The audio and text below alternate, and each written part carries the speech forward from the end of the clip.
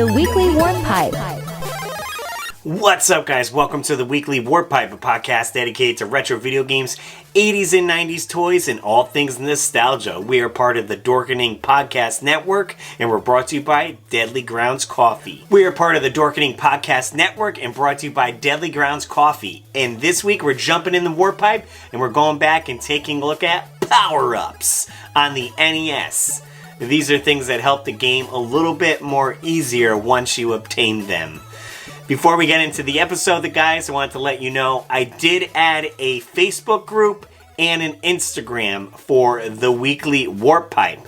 This way we can interact with you guys a little bit better. You just search the Weekly Warp Pipe on Instagram. You can add us there, same thing as the Facebook group. This way we can put polls and stuff on there. And we want to hear from you guys. I set up a phone number where you can call or text us, leaving us a message that we possibly could play on air. You can ask us a question, maybe pertaining to the episode or just something in general, or just let us know your thoughts on the podcast. That number is 949-682-WARP. I'll leave it in the description of all the videos. It's on our profile on the Instagram and Facebook page as well, so you can write it down and give us a buzz. Should be a fun feature. Another way we can interact with you guys checking out the podcast.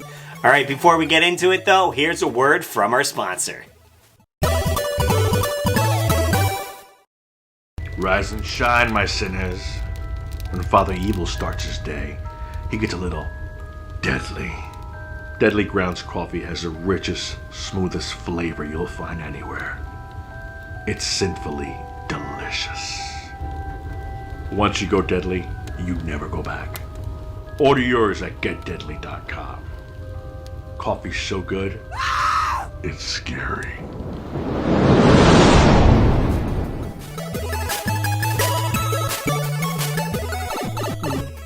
What's up, everyone? Welcome back to the Weekly Warp Pipe.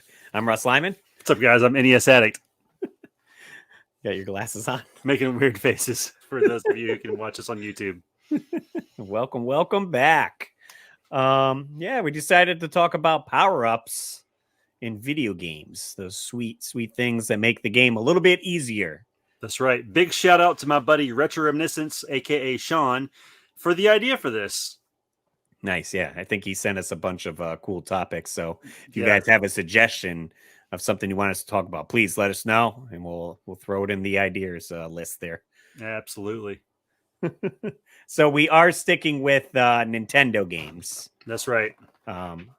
Early on, I had made a post on our YouTube page. So some people, I just put retro games so that some people chose other stuff, which we'll get to later. But we made our list here.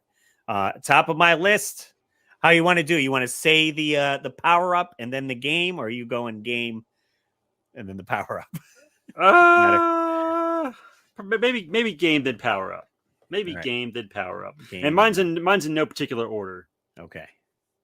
I'm sure we're gonna have some of the same. We always do because we're soulmates. Sorry, Stephanie. Whoops. Oops. All right, it's top of the list. Obviously, we'll go with Contra. And I chose the spread shot. We have a match. Gotta have the spread shot. It's definitely most iconic, I would say. If you see that, you know it's from Contra. It's got the S with the wings on it, and it's, I would say, the most helpful in the game. Run and gun style game, and now you have bullets spreading across the whole screen, which makes it easier to take down the bad guys, essentially. Absolutely. Yeah. I mean, spread is iconic. It's the first thing you're trying to get because it definitely makes the game easier. Not only is it more bullets hitting one target, especially on the bosses, but like you said, when you're running through the level, they're flying across the screen, spreading out, and hopefully you're taking out more enemies and having to dodge less bullets. Right. And I also like that when you're crouched down, you can still shoot like a lot of the enemies higher up. Yes. Where you wouldn't be able to reach them if you just had your regular gun, or like machine gun if you had that. Absolutely. Or if you're on like one level and there's like a turret gun beneath you, the spread can sometimes take that out without you really having to aim at it too hard. If you're at the right angle. Then you can almost one up it. And if you're playing with a turbo controller, you can have some turbo spread. Yeah, that would be cool. But yeah, spread is definitely the way to go. I mean, there's other power ups like the laser, which is pretty good at doing some damage. But you have to let the laser go all the way across the screen before you shoot another one, or it like shortens the distance that it will go. Right. That's a lot of people don't know that the laser is extremely powerful. You can take down some of the bosses very quickly, but you're so used to wanting that rapid fire. They're tapping that button and the laser's just not going the distance. So you just got to learn to be like, press it, let it go Yep, across. So exactly. it's a different approach, different way to play the game. I know that particular power up's really good for like the UFO that comes down over you or whatever that thing is Right. Yeah. Yeah. in like Snowfield. Since it kind of stays stationary so you can get under it. Yeah. So, but spread's still the best. There we go. I do have I have a patch somewhere. Shoot, I wish it was handy. I would have brought it out. I found this guy, Dano Brown on Etsy, and it's the S patch, and he wrote on it, let God sort him out. That's awesome. So I haven't put it on a jacket or anything yet, but I think that'll be a fun DIY. That's a good one. That's a good one. All right. So we'll move on to mine. The game is Metroid, and I was torn between two, but I decided to go with the screw attack. Ooh, okay. Yeah, That's the good a good old one. screw attack, because once you get that, it basically turns your jump into an attack, and you can kill enemies just by jumping into them, which is really nice. And if you play on the Super Nintendo, the screw attack, you can actually kind of fly or hover. I don't know exactly how you want to describe that, but like you can stay airborne. Well, so it's almost you're almost I was gonna say I chose Metroid as well, but I chose the space jump, which is the ability to when you're falling, you hit the button again and Samus will jump again. So once you have space jump and screw attack, then you can just constantly go across the screen killing your enemies. Yeah, maybe that's what I'm thinking of. So it's Space like jump with it's like screw attack. the double guys together. Yeah. Hey, so we picked two good ones then to kind of Because I was complement like, each other. yeah. I was like, I was gonna go screw attack, but I feel like the space jump is so much more helpful where to get you to different places you couldn't reach before. And especially in, I know we're talking NES, but like when you have it in Super Metroid, I couldn't get the freaking wall jump down at all. So having space jump, you don't have to use wall jump anymore. Yeah. Wall jump's a little tricky. I figured it out, but it is tricky. I almost picked Morph Ball just because Morph Ball, I mean, it's the first power up you come into, but man, it's very helpful pretty early on. Yeah, that's a great, and it's a staple one too. I would say if you say Metroid to people and say a power up, they would probably either say screw attack, like you said, or probably the morph ball. I think they Yeah. would mention.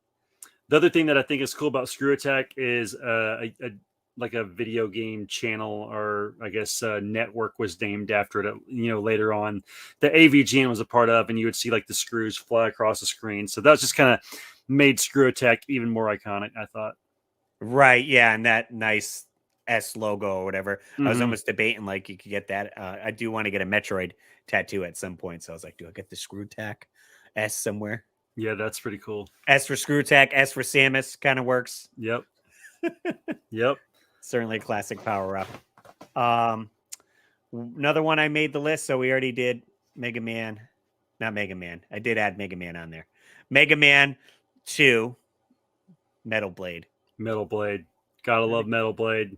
It's the most overpowered weapon in the game, and it makes it super easy. But it's fantastic because you can shoot it straight up or like at an angle, getting the enemy, and it doesn't take a whole lot of the like what is it, power up or energy or whatever that you need to fire it. So Yeah, certainly a fun one. it's like the spread for Mega Man 2. Right, it makes the game that much more easy. Puts it into easier mode or whatever if you're just going to use that. And it's so interesting that that one power up weapon is so useful against like everything. Like all the other weapons, you're like, I use them here and there, but Yeah. it's like Metal Blade. Once you get Metal Blade, you kind of never really look back. Right, it's like so you start Mega Man 2 and you just go straight to Metal Man. Yeah. Take him out and you're like, all right, got my Metal Blade, let's rock and roll. Sorry, P Buster. Don't need you anymore. Don't need you anymore. Let's see here. All right. let's move on to my favorite game, Castlevania. Can you Ooh. guess? Can you guess which one I'm going to say? I got Castlevania on my list. We'll see if we match. I'm going with Holy Water. Oh, okay. Wait, now I was listening to NES Complex. Pretty sure he did a video on it.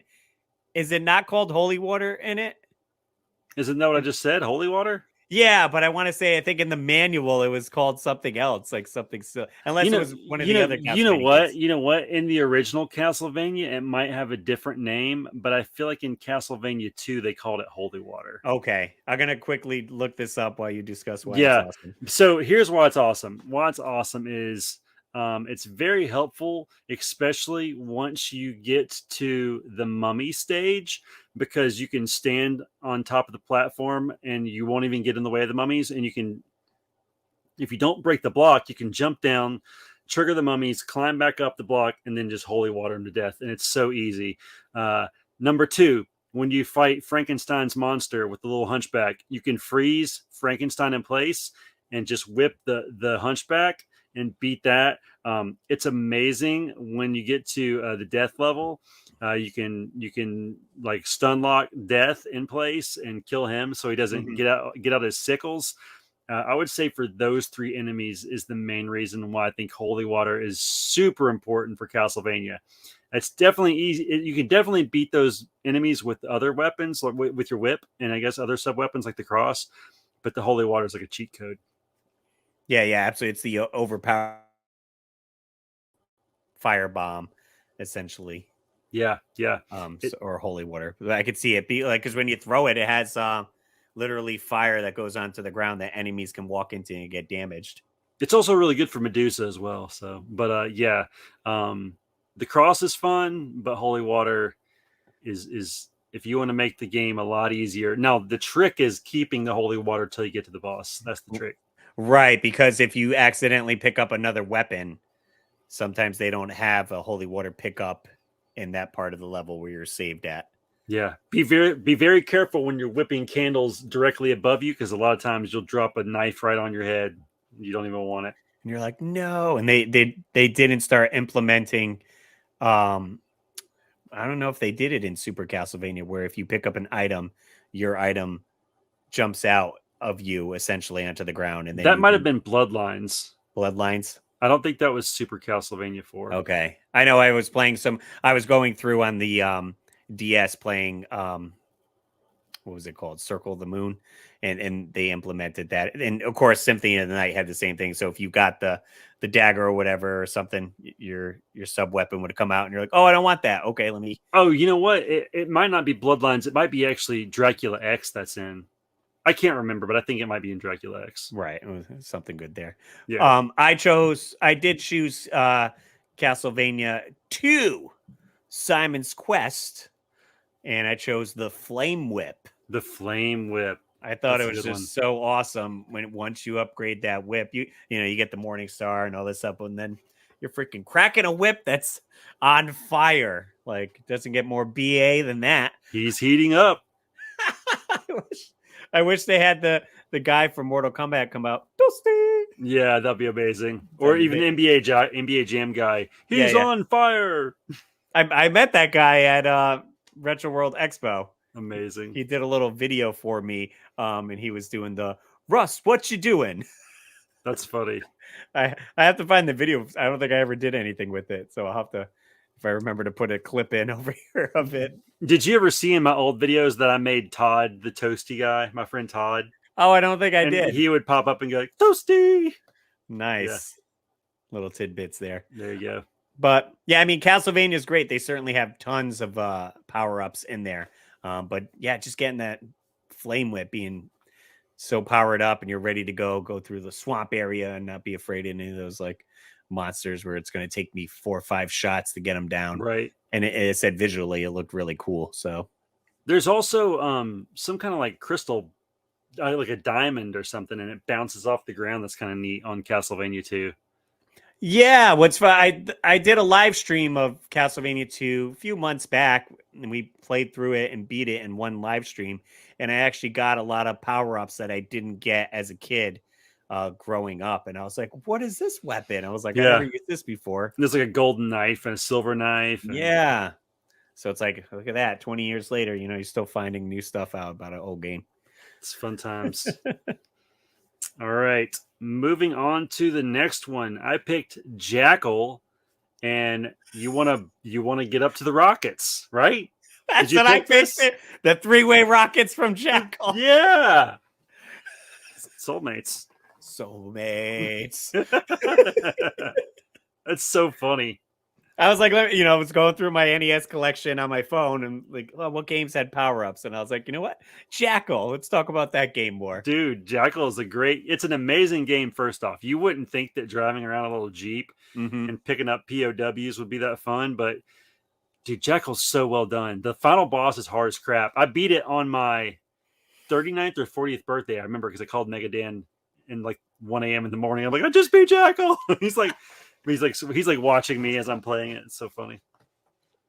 Yeah, because you start out with grenades, which go in one direction, and then your second power up is to a missile. Yeah, and then it's to 2, and then when you shoot your missile, one goes up and then 2 sideways once it hits. Yeah, so it makes like a cross explosion almost. Right, so then you can get these tanks at a distance where you're shooting and staying further back from their bullet spread, so you won't get hit. Super helpful for sure. Yeah, it's really helpful. Like, there's a lot of like high up enemies, and you can sometimes take out multiple enemies with that too. So, but that's funny. Yeah, gotta love the rockets.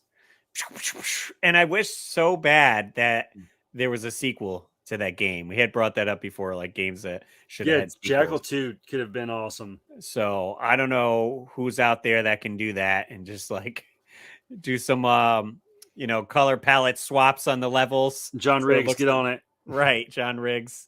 It would be cool, like if you could like throw like a helicopter in, like maybe instead of just a Jeep, you could change vehicles as you go along or something. I think someone told me, during that live stream, there's a Super Nintendo game that it's like Jackal, but you're in a helicopter. Okay. And I can't remember. It's not like Desert Strike or any of those, but right. Who knows? If you guys know, leave it in the comments. Let us know. Let us know. Okay, so I chose Friday the 13th. I figured it should make the list here. And I chose the torch. The torch. It's a fairly easy weapon to get, and it's the second most powerful in the game. If you plan on taking on Jason, you ain't going to do it with the rock or the knife. The pitchfork is the most powerful one, but it's a little bit harder to obtain. And using the book that I have, How to Beat Jason the Easy Way. The easy way. You could get the torch pretty quick, finding a note, going into the woods, going to a cabin, and then grabbing the torch. And that takes a full point off of Jason. And I feel like it fits with the franchise pretty good. Did you ever beat that game, Russ? Yes and no. So I beat it, but like I had to use save states to get through it because you got to beat Jason 3 times. And on the second day, he gets a little bit faster in the cabins. And on the third day, it's very hard to fight him in the cabin. You only really should be fighting him on the road. Okay. Where you can get more hits on him. Because in the cabin, it switches to that Mike Tyson punch out view. And he comes down and sometimes he does a double slash or punch at you and you just can't react fast enough and he just depletes your energy and then you're dead. Then you're dead. But DED, dead. If you want a chance of beating him, grab the torch. Good to know. Good to know. I thought about you the other day, Russ. I was live streaming on TikTok, Bloodlines, and I was using save states. And I was like, I don't really feel like being so serious about this. I'm going to use save states. No shame in it. So Russ does it. I can do it. So I can do it. Nice. All right. I got another one for you. Ninja Gaiden is the game, and the spin slash attack, which I'm not sure if that's the exact name for that attack or not. But basically, he like does like a little spin with like his sword out. Mm-hmm. And the reason that's so helpful is because I'm terrible at the final boss. So there's 3 forms of the final boss. The first part's not too bad. The second one, where he has the fireballs, I'm terrible at. And if you have that spin slash when you get to Jacquio Part 2, as I call it, you can hit him once sometimes you have to get him twice if you don't get him the first time, and it will kill him in like one swipe. And moving on to the third form, there you go. Even on the easier bosses, like I think you could take out the first boss in like one swipe of the spin thing. I've seen it with speedrunners. Even Jacquio, if you hit him just right, you can take him out in one shot. It's amazing. Nice. The first time I ever learned about that, I was watching Mike Matei do a live stream, and he did it, and then I was like, all right, I'm going to try it, and it worked so well. It feels like cheating when you do it. It's that easy. You're like, but they give me the power up, so it's in the game. It's in the game. It's all, and the hardest part about using it is kind of like Castlevania. Like you can accidentally get another attack before you get to the end, so you kind of have to really pay attention to what you're swiping, because it could be a power up. Both those games are very tedious to where you want to get enough ammo for your sub weapon, but you don't want to pick up another sub weapon. Right. So you're hitting all the candles or whatever you need, and you're like, you got to be careful what you're picking up. Same for Ninja Gaiden. All right, before we get into a couple more, we're going to hear from some other podcasts on the Dorkening Podcast Network. I think you guys should be checking out.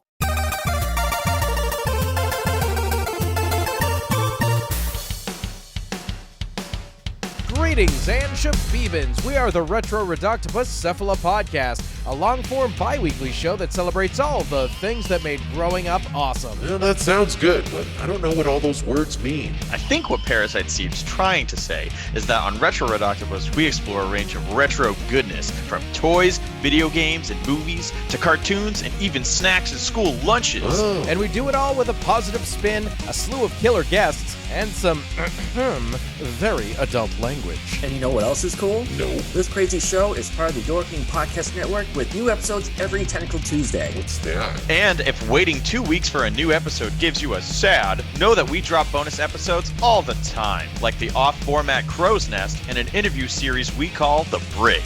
You can listen to Retro Reductibus on Apple Podcasts, Spotify, Stitcher, or any app that's cool enough to carry the only show that celebrates all the things that make growing up awesome. And we're back. So you guys know me and Jay are soulmates. That's right. I also chose Ninja Gaiden as one of my power-ups. I didn't choose the spin thing, but I chose what was the right word here? The windmill star. Okay, the one that kind of like goes and comes back. Right, it's the orange star power-up, and like a shuriken, and you throw it, and if you jump over it, you can almost get it into this pattern of going back and forth, just hitting the enemies. Yes. And I always thought that was so cool, and much better than, because you can get a smaller like ninja star that you just throw, and I'm like, just this being orange and like it's almost like half the size of your pixel sprite. Like this star is huge. Yeah. So neat, and that you can get it like whipping across the stage. Like I'd always try to like jump over. And especially helpful going through like the hawks and the snow level. Yes. It's like, okay, this thing's whipping in the air, and hopefully it's going to take out one of the hawks. Yeah, the hawks and the little jaguars that run around. Right. So I always enjoyed getting that one there. But I would say, yeah, the spin one is a good second, because there's some jumps you would make, and you would need to like kill the enemy before you land it. Right. You got that knockback, you get hit, and you're falling into a pit. Yep. Get jumped over the cat, get killed by a bat. That's it. I'll read some of the comments. We got a few people that commented on our YouTube page here. I asked them, I said, which one was your favorite power-ups in retro video games? My buddy Ryan Tendo says, the blue shell from New Super Mario Bros. Because you get to be the turtle. It depends on if you consider the DS retro, though. So you actually get like the turtle shell on Mario's back. So he's almost like a Koopa Troopa. Okay, that's cool. I like that. Yeah. So that's pretty neat. We got Eric Plunk said Kerbo's shoe. And I actually had to look this up because I was like, what is Kerbo's shoe? Do you know, Jay? I was assuming it was Kirby and it was a typo. Right. I It's like, oh, okay, probably Kirby's shoe, maybe. I Is don't know. Turbo's shoe the little boot on Mario 3? It is the little green boot on Mario 3. That's funny. I was like, that's a pretty good pick. That is a fun one. I felt like every time I got that power up, I wanted to use it more, and there weren't that many places that took advantage of that. Like you used it to get across the piranha plants and whatnot. But Yeah, the little white leaf guys. yeah, other than that, it's like I do like in Mario Maker, they kind of took that to the next level, and they have like a stiletto that you can get in Oh my gosh. and jump around in that. So it's a little throwback to that. So that was a good one. Kurbo. Kurbo's shoe. Wonder who Kurbo is. If I'm saying that right, Kuribo. Yeah, I don't know. Kurbo, Sounds- Kuribo. Sounds good to me. Yeah. Abel says, the fairy in a glass bottle in Zelda, A Link to the Past. Nothing you like go. getting a second chance at life. That's right. That makes perfect sense. Yeah, catching the fairies. I thought that was neat too. In A Link to the Past, like you got the bottle, and then you had to go get the fairy, and you could just kind of keep. And you had to have the net too. That's right. You got to get two things to get the. Yeah, you can't just swing the bottle in the air and scoop up a fairy. That's funny. Let's see. So what else do I got on my list? I put Super Mario Brothers 3 made my list as well. I didn't go with Kurbo's shoe, but I did go with the Super Leaf. There you go. We have a match. Raccoon tail. Certainly iconic. It's Mario on the box art for Mario 3. He gets his little raccoon ears and tail, and you could fly. And seeing that power up in the movie The Wizard, you're like, what is this? You're In like, my "This is opinion, cool." it's the most iconic power up of all time. Wouldn't you say? Like, I mean, that yellow box with Mario and the raccoon tail and his little ears, like, Yes. that's why you wanted that game. And to like flap his tail and fly. I mean, I just feel like it's the most iconic. Right. They're almost advertising right on like, so you got your Mario 1 box and you see him with like fire flower on there. And then Mario 2, you're like, okay, it looks a little different. And then you're like, okay, we're showcasing, hey, we got a new power up now. Like, here's Mario with a raccoon tail. And you're like, what? What is that? That's pretty cool. Yeah. I guess Mario 2, he's like throwing a turnip or something, right? Right. So I guess it's showcasing the physics of like, okay, you could throw stuff at enemies now. Yeah. But yeah, I mean, you can fly, you can hit people with your tail. Yep. And then you can also glide down if you jump and just tap the button. His little tail will flap and you can kind of descend a little bit. Yeah. I think if you even hold it in, it'll still kind of float down, right? Yeah. Or, Yeah, not too or am sure. I remembering incorrectly? Possibly. So yeah, but yeah, I mean that tail is the Tanuki suit is just super iconic. So Right. it definitely had to make the list. And then they do have the other one where you get the full Tanuki suit though. Oh, where he turns into stone? Yeah, so he has like the outfit where he can still, I don't know if he can still fly in this third one. See, I know always he thought has I always thought he was a bear in that one Oh. when I was a kid. He's a little bear, Mario Bear. I was like, he can turn into a frog, a bear, and a raccoon. Got Because the frog suit's pretty dope Oh, too. he said frog. Yeah. Again, I felt like that was underused. I'd always get it and then die right away. It did make him swim better, Yes. and he could jump really well. Perfect. All right, so we'll move on to my next one, and it's from the Ninja Turtles game. If you got the boomerangs, I always thought that was really cool because they were continuous as long as you caught them. And the other really cool thing about the boomerangs on the Ninja Turtles game was if you threw a few out, like you could probably throw 3 out, hit Paul's, change turtles, your next turtle could catch them, and then he would get some boomerangs. So I would always give each turtle 3 or 4, so all of my turtles would have boomerangs. Because, in my opinion, instead of wasting your time trying to get the scrolls for the hallway in the last level, boomerangs work closely as well. Yeah, I mean, maybe not just as good, but close enough. Gotcha. Okay. Without trying to break your neck to get all the freaking scrolls. Blast the scrolls. But yeah, love those boomerangs. Sweet. All right, to bounce off of that, I did choose The Legend of Zelda, and I chose the boomerangs boomerang. Very cool. The one boomerang. I guess it'd be the silver boomerang, right? Or is it blue? I can't remember. I don't know. It's called silver. Don't even know our power-ups in the episode, but the one that goes a little bit further. You're right. I thought it was great because it could pick up coins and from a distance, so then you Yeah. didn't have to go and fetch them. Yeah, if there was like water and like you killed an enemy and you couldn't get to it, you could use the boomerang to pick up that coin or whatever it was, you know. Right. So I thought that was unique, and then it also had the power to like stun lock the enemy, and then you could go up and stab them with your sword. The other thing that was cool about the boomerang was like you could throw it and then move and it would find you. You know what I mean? Yeah, so you can almost set up your shot where you throw it and then move to the top of the screen, and maybe it'll take some enemies out on the way coming back. Right, like if you could angle it, you know. Yeah. So I thought that was cool. Yeah, so pretty neat. I mean, there's a ton of power-ups in the first Zelda game there. So I was like, you know what? The boomerang's pretty sweet. You do get the wooden one first, but you want to get that one that goes. You want to get that bluish silver one for sure.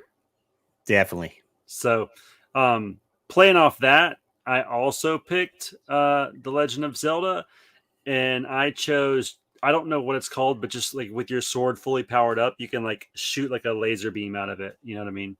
Oh, okay. Yeah, like I guess projectile. Like a projectile sword beam. Sword, I don't know. When you have full health, yeah. Yeah, so like, you know, if there's some moblins on the other side of the screen, you don't have to be right next to them. You can kind of stand back and stay a little safer and hit them. Right, and so that's almost like the two power-ups you went together, because you could stay furthest away, attack the enemy with your sword, and then if they drop something, you can catch it with the boomerang. That's right. Because the boomerang wouldn't do damage to the enemy; it would only stun them. So you're like, oh, how do I hit them from a distance? You could stun them and then zap them. That's it. And then steal the power up. Sweet. Or whatever it was they dropped. Yep. Yeah, heart. There you go. Rupees. Who knows? Yeah. You got any more, Russ? I do. I have one more. Okay, I have two more. Go ahead.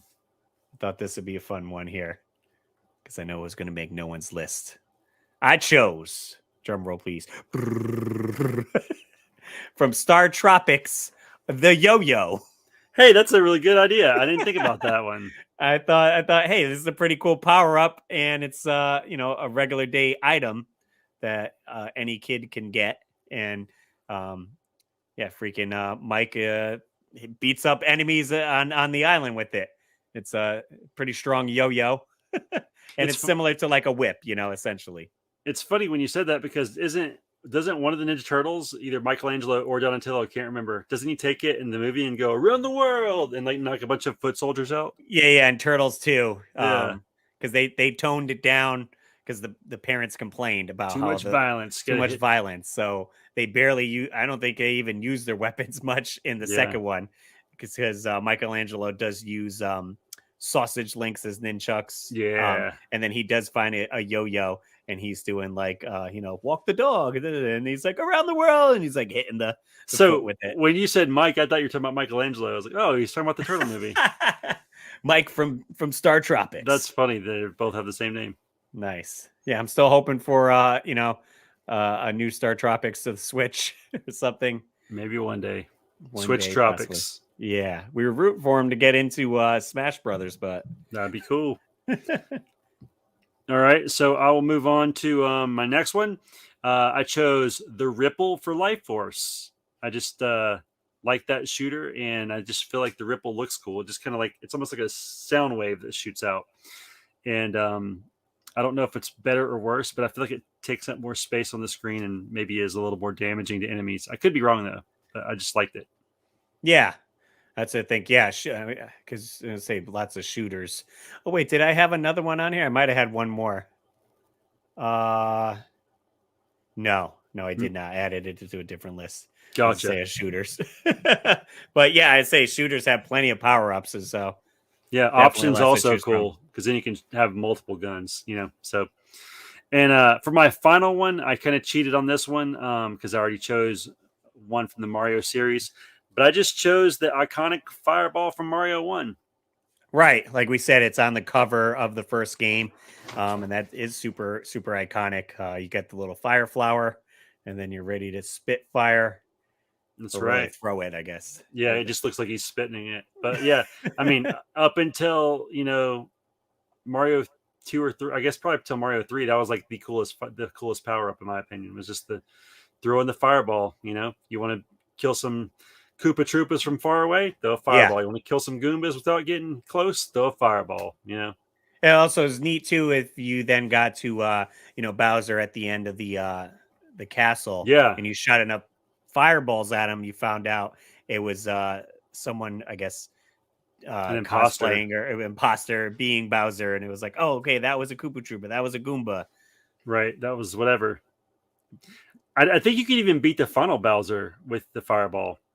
Yeah, I'm pretty sure you could still. Yeah, if you throw enough in at him, dodging his flames and stuff. I always just, if I have a big Mario or a fireball Mario, I always just take the hit and then take the hit, sacrifice it, get hit, and hit the X. Yep. Nice. But that's I feel like we could almost do another one with a whole bunch of other power-ups, because there's certainly a lot. Or even maybe we can do a comeback and we could do our favorite Super Nintendo power-ups if you guys enjoyed this here. Great idea, Sean. Thanks, man. Perfect. Again, if you guys have any suggestions, be sure to leave it in the comments section. And also, feel free to leave a review. I think we have like 4 reviews on either Spotify or Apple Music there. So much appreciated to you guys leaving a review for the podcast. We're glad you are enjoying it. Every Saturday at 7 a.m. you can catch an episode. And we have shorter episodes on Wednesday. We deemed them Warp Pipe Wednesday. They're like 15 minutes or so. So if you want to get a little bit more of Russ and Jay, check out that. Check out the weeklywarpipe.com, and you can follow me at Russ Lyman. Jay, where can we find you? Find me on TikTok, here on YouTube. I still have all my old videos up. And most importantly, every Saturday and Wednesday, right here with my buddy Russ Lyman for the Weekly Warp Pipe. That's right. As always, guys, I'm Russ Lyman. Keep your world fun bit by bit. Take care, guys.